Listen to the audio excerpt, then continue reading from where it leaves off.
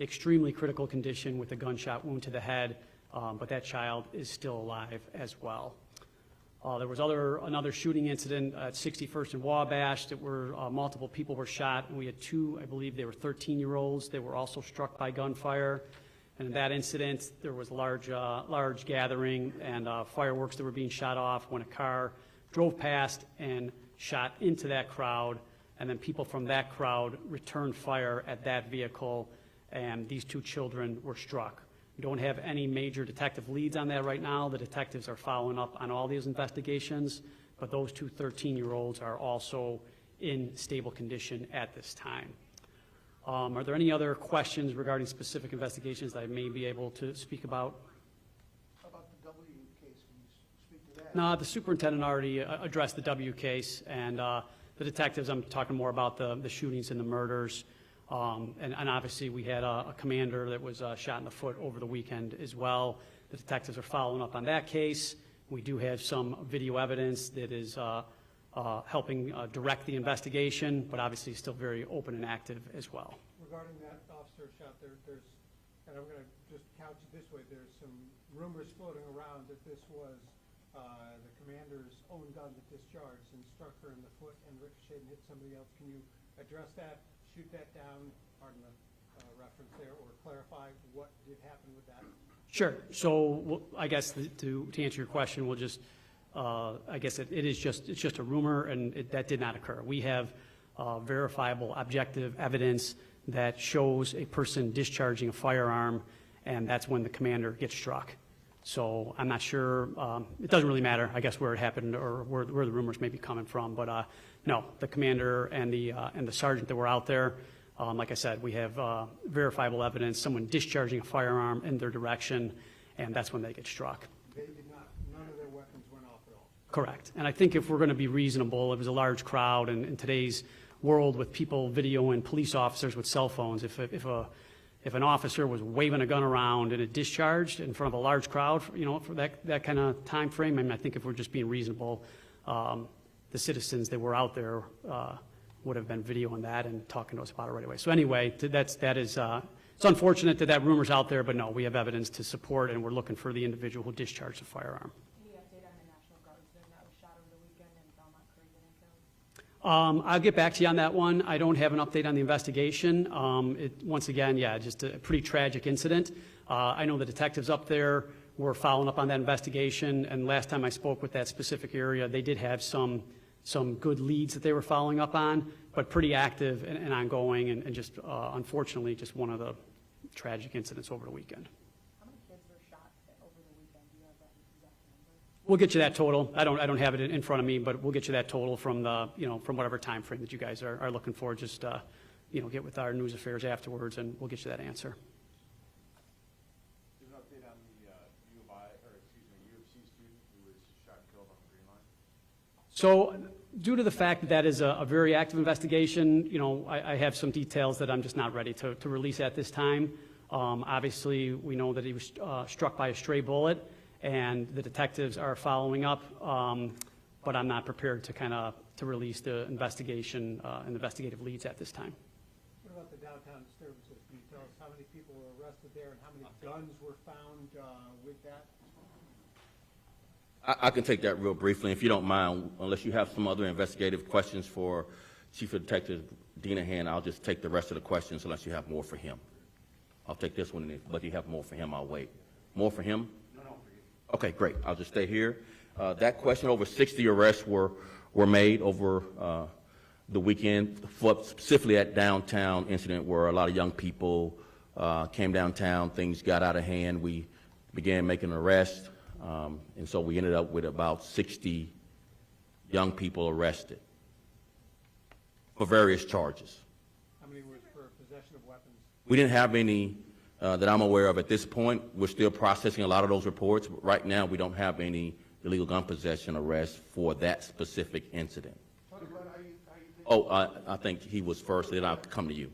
Superintendent, there were day-off cancellations and officers were moved to 12-hour days. This was department-wide all weekend where every officer had to come in to work on the street. Still over 100 people shot during the extended holiday weekend. Are you finding at all that your crime-fighting strategies are ineffective against the level of violence that's out there on the streets? So the reason why I went through what's happening in other cities is to kind of get you all some context compared to what's happening in Chicago. So again, I'll run through it again, but effectiveness obviously is measured in, are we moving the needle at all in this year compared to last year? Are we comparative across what's happening in the country as it relates to violence? It's a violent crime wave in this country that has been going on, carried over from 2020. So again, New York City is up 8%, LA is up 24% in homicides, Houston is up 40%. And again, we get into this conversation about effectiveness. We can take guns off the street. We can charge people with murder. But again, I want to ask you a question in this gallery. How many people think it's okay to have over 90 people on electronic monitoring that we've charged with murder released back to our communities?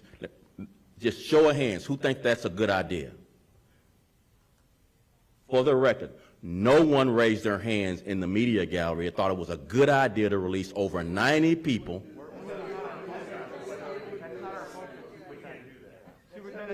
So let me finish my answer to your question. Let me finish my. Can I finish my answer to the question? You get to ask the question. I know. Let me finish my answer to the question. The fact that over 90 people charged with murder have been released by our courts back into the community does two things. Number one, it creates this idea of lawlessness for people in the community who know someone murdered someone, and yet they see him again the following days as if nothing happened. Secondly, because these people murdered someone, the victim and their associates retaliate indiscriminately on where they are. So whether they're in a car with their kids, whether they're in a large crowd gathering, they are the targets for retaliation. So now you've created, the courts, when I say you, the courts have created an unsafe environment for large crowd gatherings because you've released people charged with murder back into these same communities where they committed this heinous crime. So my question, again, it's rhetorical because it's really to the people of Chicago who probably are not likely understanding the impacts of releasing people charged with murder back into the community. These are people charged with murder where the state's attorney accepted the charges. So I hear a lot about what the state's attorney is doing. She charged these people with murder that we brought before them, that we've arrested. And the courts released them back into the community, creating an unsafe environment for all of us in the crowd when retaliation occurs, when street justice occurs. So when you ask the question whether or not our work is effective, Chicago police officers are doing their job by arresting people and charging them with murder. That's doing our part. And what's happening in the courts is creating this unsafe environment for all of us. So yes, follow up. So Superintendent, my follow-up is that, last week, and it's been said before, at least one alderman questioned the data that was out there that actually shows what you're saying is ringing true. They're saying that there's data out there from Cook County, from Loyola University, saying that, the whole bail system, electronic monitoring, there's no proof that that's leading to higher crime.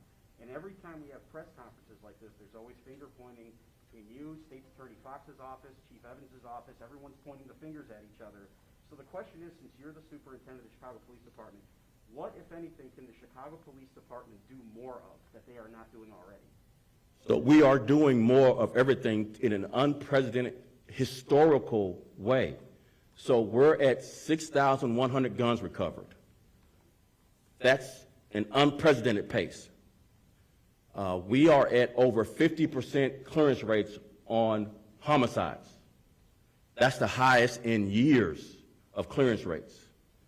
We are, over the weekend alone, we arrested over 80 people charged with violent crimes. So my point is, number one, this issue of the Loyola study has been disputed by others. I think your own paper has published articles disputing the fact that people who are violent that are released back to the community don't create more violence. There's not a Bible or final product. There's a dispute amongst the research community whether or not those facts, that same study is true. I could point you to another study that says that Loyola study is not true. That's not my job to go and do your job. I mean, you said, you guys are quick to say that's not our job, and I'm quick to say, yeah, but this is not my job to challenge. I just want you to keep the same energy in bond court when these violent people are released back to our communities, creating an unsafe environment to be in a crowd, in the drive-thru of a McDonald's, anywhere in the community when these people are targeted for retaliation. It's not whether or not they commit other crimes. That's also something in dispute, but it's also people who are targeted that have killed other people by associates, criminal networks of the victim. Now I'm just standing next to this person who's targeted and I get shot, or my child gets shot. That's the unsafe environment that this out-of-control courts principle or wherever it is creating. It's unsafe to release violent people in a community that has a high level of retaliation back into community and then be surprised that people shoot at targeting these people. Superintendent Brown, so can you just tell us, to put this a little bit more. She hadn't asked a question, so can we let her ask? She hadn't asked Sorry, one. just to put that a little bit more in context, at 9:30 this morning, there was a Zoom press conference. Alderman Byron Cedillo Lopez had that, and he was talking exactly about these studies. But I think to put it in greater context, he's saying this is a call for an urgent redirection of strategy where this doesn't seem to be working, whether it's confiscating guns, whether it's the courts and all of these things that he was talking about, but a holistic approach to the violence where, federal dollars need to be pumped into giving kids jobs and taking kids off the streets. The root causes, he's saying, is what's going to help. Just your thoughts on that. Are these strategies working? I think these strategies are more, maybe in your opinion, this is what we need to do now.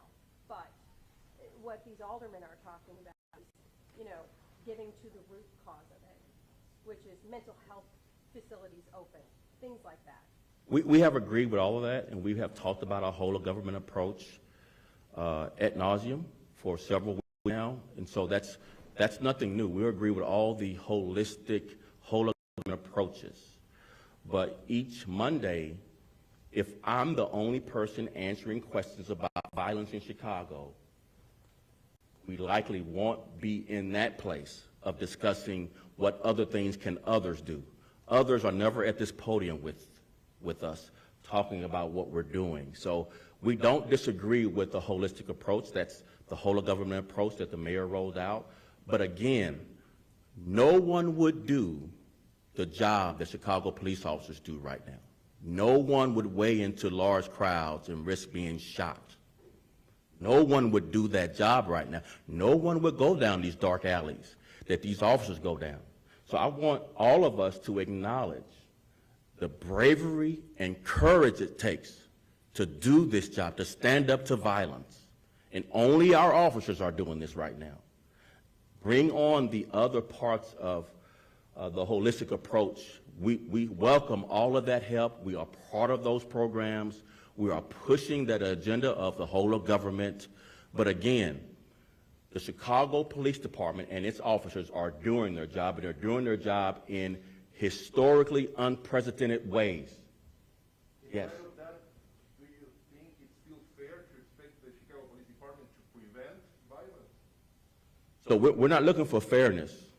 We just want to, number one, acknowledge the hard work of our officers. Number two, I think we'd like to put some of the things that's happening across this country in context as best you all can, as well as I want to keep our officers encouraged that the people of Chicago really appreciate their work during challenging weekends like the one we just experienced. Are you talking to Kim he had- Barnes' office on a daily basis, or are you guys trying to work out a plan to figure out, because again, there's a lot of finger pointing going on. Are you actively trying to work on trying to figure out how to keep people? So I don't think dissent in a democracy is finger pointing. I think a public debate in the public square is quite appropriate in the way our government is positions, how democracy works, particularly local democracy. It's public debate that gets us to a better place. So finger pointing is your words that you use. I'm bringing a debate about, do we continue to release violent people in our courts into these communities and see that the targeting of violent people who are released back creates an unsafe environment for all of us? Do we continue that? That's a public debate that's not finger pointing. I think it's appropriate, and maybe it changes what the courts do. I think people should hear this. This is not finger pointing. You can call it finger pointing all you want. I can't write and report for you, but this is a worthwhile debate here and in all places throughout the country that's having a similar debate about what the courts are doing, particularly in urban centers in our country, and what the results are. And if the cops' productivity was down and not unprecedentedly high, I would be arguing we need to do more as police officers, that we need to get more guns off the street, that we need to arrest more violent people. That's not the case here. Cops hadn't stopped working. They haven't. They actually are working just this weekend alone. Now, I'm going to make this one point. 244 guns were recovered by Chicago police officers just this weekend. Chicago police officers are doing their part. Yes, I'm sorry, you want to follow up? Yes, I want to follow up on the W hotel thing. How key was the actions by the employee at the hotel in preventing something that could have been very disastrous? The fact that the employee was aware enough to, number one, we haven't been having a lot of hotel service because of COVID. If you all have traveled any at all, changing out the tiles, and it hadn't happened that much. So this was unique that, we're still within COVID restrictions somewhat, and this employee saw something by entering the room to clean it that likely prevented a tragedy from happening. So it's significant and very valuable, and we ought to, heap a lot of praise on that employee for being aware and letting us know so we could react quickly and potentially avoid a tragedy. Superintendent. Yes. So when you started this, you talked a lot about all of the guns that you were taking off the streets over the weekend, some of the murders that you guys have cleared. Would you say that this weekend was a successful weekend strategy-wise, not officer? Do you think your strategy for this weekend was successful? So again, we're limited in our strategy because we're not judge, jailer, or juror. We can only do that part of it. The success. Your strategy, was that successful in your eyes? I'm answering your question. You got to quit interrupting. So strategy-wise, we did our part. The outcome of a safer weekend is the criminal justice system, which includes the courts. So if the courts are continuing to release violent people we arrest, the outcomes of our strategy are less effective than they could be if they hold violent offenders and people found in possession of illegal guns. If they held those people with consequences, real consequences that change behavior, we're only one part of this formula of safety. We are law enforcement, but we can't be a juror or a jurist and sit on the court and mete out justice. So the justice system is in parts in our democracy. That the law enforcement does their part, and we're doing our part at a high level, I would argue at the highest level, given the data we give you every week. The other part of the formula to be effective is going to be what the courts do with violent offenders. Can I just follow up on that for a second? He was starting to talk before you came up. You pointed to this, and when this has come up before, we've heard pushback from both the courts and State's Attorney Kim Fox's office. So in context of that, what proof do you have that any people out on electronic monitoring either committed crimes over this weekend or were targeted for retaliation and became victims of shooting? Do you have any proof? We gave proof in the council meeting. That was 6 hours of proof. I sat through the whole thing, sir. I don't remember anything about proof about how many individuals actually were on electronic monitoring. They committed crimes or were victims of crimes. Yeah, we went through that, and we can go through that again for you. But we keep a running total of people. For example, over the weekend, as I mentioned, we made some arrests for violent crime. 2 of those were on electronic monitoring. We mentioned in the council meeting that 7-year-old Jason Adams, who was with her father at the McDonald's drive-thru when offenders came and shot and killed her, targeting her father, one of those shooters was on electronic monitoring. We said this in the city council meeting. I'll say it again, and I'll keep saying it until the public reacts to what the courts are doing. They're making us all less safe by releasing violent offenders, often who commit crime and/or no one disputes the retaliatory nature of our criminals. No one disputes that. You asked me for proof. No one disputes that there's a high level of street justice in Chicago. And you don't need me to report that. You have case after case after case that we bring every week where we say the person shot wasn't targeted. They were targeting a person who was involved in crime, and this innocent bystander was shot. We say that weekend after weekend. You have your proof. I'm sorry. Yes, sir. Last question. So, how is CPD working and listening to neighborhood groups like block clubs? Is there any new tactics that you guys are rolling out in terms of like interacting with the community and really trying to integrate this sort of community policing effort? We have rolled out our big swing at community policing several weeks ago. Obviously, we have in the past been restricted by COVID, large gathering restrictions, but we are no longer restricted as much as we were.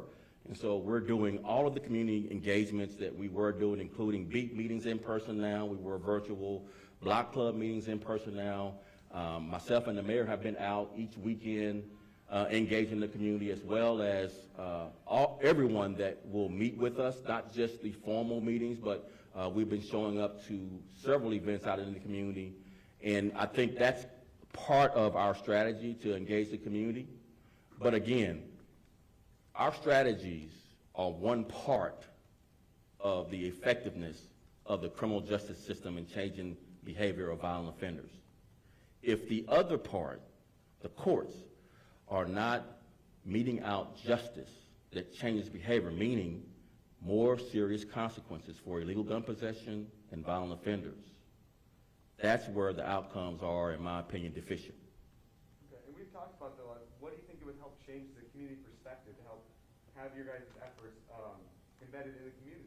The fourth branch of government, the media, will change it.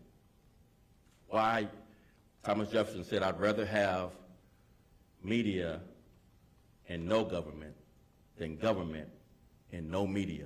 It's going to be the fourth branch of government that changes what happens in the courts. Thank you all very much. Superintendent, could you address the efforts your officers engage in downtown with all the young people running wild? It seemed like they have learned a lot, at least from some of their training. We talked to Alderman Hopkins yesterday. How do you feel they handle this downtown incident with these hundreds of kids running wild? Yeah, so we are not alone in this effort to try to have an impact on young people's behavior when they come downtown. We are partnering with CPS staff. They are downtown with us during these times when overnight the kids come down, along with our street outreach. So we have had some success, obviously much more challenging this weekend given all of what else was going on over the weekend. But we have to continue to try and engage more and more people. I would ask the faith community to come on board, and others in the community that have nonprofits that have a positive influence on young people, come on board. We'll integrate you into our strategy. It is a evening to early morning strategy, so many people will have to adjust their hours, but we are collaborating with Chicago Public Schools staff and street outreach. And obviously this weekend was much more challenging than previous weekends have been, but we, again, want to expand our footprint of who else is involved in helping us corral these young people. But again, make no mistake, when the law is broken, we're going to enforce the law. We arrested 60 young people, and we're there to enforce the law and change this behavior, but we much rather others influence young people rather than us end up having to enforce the law and put them in jail and starting their criminal record. So that's the last question. Thank you all. So, I'm sorry, you didn't get a question. Last one. Thanks. Just from a staffing perspective, do you feel, I mean, how much violence we had just this weekend, more than 100 people shot over the holiday weekend, that you have enough police officers? Like you mentioned so many times, not a lot of people want to sign up to be a Chicago cop. Yeah, I think that's one of the things, I'm glad you asked that we obviously need to recruit and retain our officers.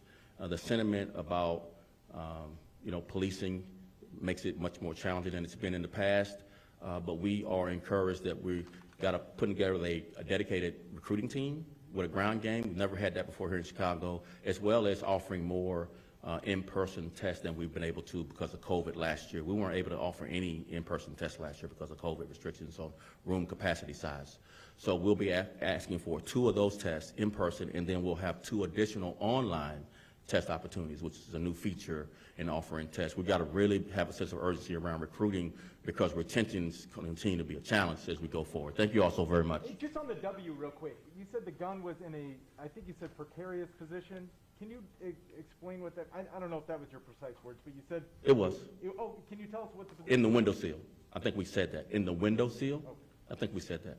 Yes. And was it pointed in any direction or just in the window? Laying in the window sill. Thank you. Thank you.